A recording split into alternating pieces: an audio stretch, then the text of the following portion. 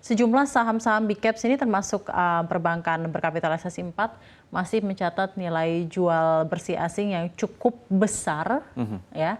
Apakah hal ini menjadi sinyal saham big cap saat ini kurang menarik atau justru malah jadi peluang untuk buy on weakness menurut Anda? Ya, kalau kita perhatikan aksi penjualan asing ini terlihat pada perdagangan kemarin, yang mana terlihat juga dari penurunan harga sahamnya yang cukup signifikan. Dan ini kita lihat pada perdagangan hari ini, keempat saham Bank Buku 4 ini sudah menunjukkan perbalikan arah, yang mana ini menunjukkan bahwa mereka masih mampu bertahan di tengah ketidakpastian global ini, di tengah penurunan kemarin yang cukup signifikan. Ini mereka mampu rebound, sehingga ini kalau kita perhatikan merupakan hanyalah penurunan sementara, karena kalau kita lihat dari segi fundamentalnya mereka masih mampu mencatatkan kinerja yang cukup baik pada 2023 dan diperkirakan 2024 nanti tentunya mereka akan masih mampu menumbuhkan dari segi laba bersih. Jadi menurut Anda ini saatnya untuk buy on weakness? Ya, tentu ini adalah kesempatan yang cukup baik, meskipun risiko untuk kenaikannya juga sudah terbatas dan juga lebih besar dari risiko untuk penurunan. Tentunya ini memerlukan kehati-hatian dalam melakukan pembelian di saat seperti ini. Fundamental perbankan untuk big caps berarti masih baik menurut evaluasi Anda?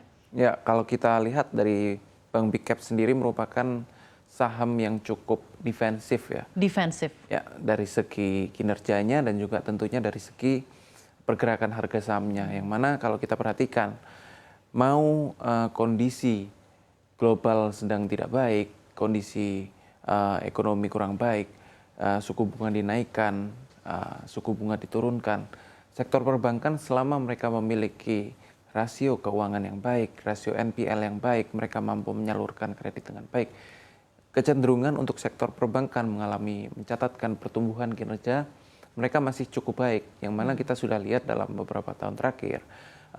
Secara jangka panjang, semisal seperti Bank BCA, mereka mampu growth untuk long term, mereka secara laba bersihnya cukup baik, dan juga tentu ini akan diikuti dari harga sahamnya. Seperti itu. Oke, baik.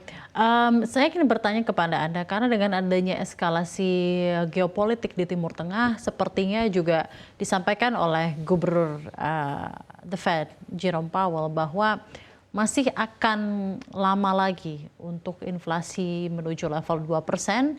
Ini sebuah sinyal yang akhirnya juga menunjukkan bahwa sebenarnya untuk penurunan suku bunga itu tidak akan terjadi dalam waktu-waktu dekat. Gitu ya.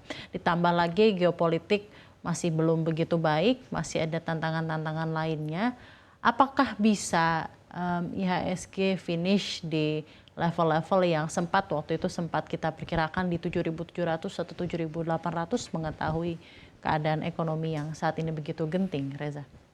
Ya, kalau kita perhatikan kembali secara lebih detail, salah satu faktor kembali meningkatnya potensi inflasi di Amerika Serikat ini disebabkan oleh dari sektor potensi kenaikan harga komoditas, yaitu minyak dan gas. Yang kita tahu dari kenaikan dari harga minyak dan gas ini menyebabkan kembali meningkatnya inflasi di Amerika Serikat, sehingga